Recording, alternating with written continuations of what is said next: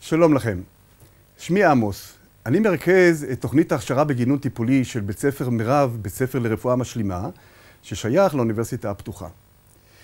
לקראת הקורס שאנחנו עומדים לפתוח, אני רוצה להכניס אתכם קצת לאווירה ולהכיר את האפשרויות הטמונות בתחום שלנו של הגינון הטיפולי, ובעיקר אני רוצה לעשות לכם איזשהו סיור בראש של המטפל, כדי להדגים ולראות מהי צורת החשיבה של המטפל בגינון ומהן הדילמות שעומדות בפניו.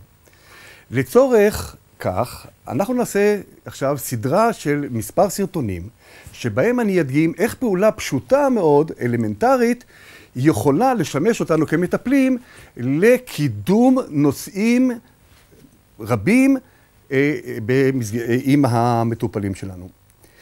אז מה שאני רוצה עכשיו זה להדגים לכם באמת את הפעולה הבסיסית של העתקת צמח מכוסית קטנה שהיא כבר צרה וכבר אין מקום לשורשים של הצמח, לבית גידול יותר גדול כדי שהוא יוכל להמשיך להתפתח.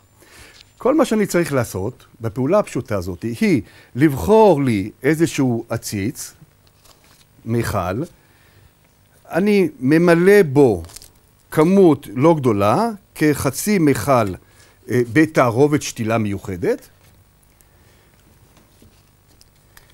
אני בוחר לי את הצמח שאני מתחבר אליו. אני שם שתי ידיים בשני הצדדים של הפרח.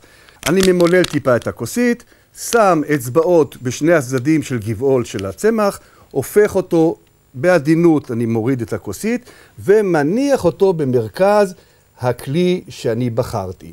לאחר מכן, או בעזרת היד, או בעזרת כף שתילה, אני ממלא את הנפח שנשאר, ואחרי שביצעתי את זה, כל מה שנשאר לי זה להדק את הצמח, והצמח מוכן להמשך הגדילה שלו. לכאורה, ביצענו כאן עבודה שהיא מאוד מאוד מאוד פשוטה. לגבי אנשים נורמטיביים, העבודה הזאת ממש לא דורשת שום מיומנות מיוחדת. סך הכל, כל בן אדם, בכל גיל וכמעט בכל מצב, יכול לעשות את זה. אבל אם אנחנו רוצים לעבוד עם אוכלוסיות בעלות צרכים מיוחדים, למשל, קשישים, למשל, נכים, למשל, עיוורים, לגבי האוכלוסיות האלה, הפעולה הזאת היא לא כל כך פשוטה.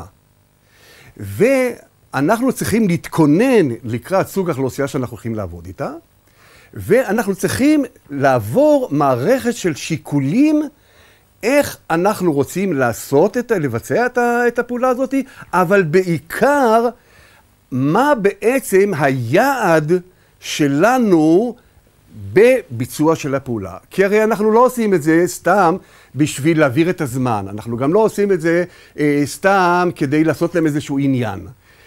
אנחנו בגינון הטיפולי תמיד ממוקדים מטרה. ובכל פעולה אנחנו צריכים לכוון את הפעילות שהיא תהיה מתאימה למטרה שאנחנו קבענו לעצמנו. אני עכשיו רוצה להראות לכם איך באמצעות הפעולה הפשוטה הזאתי, אנחנו יכולים לכוון לקשת רחבה מאוד של מטרות.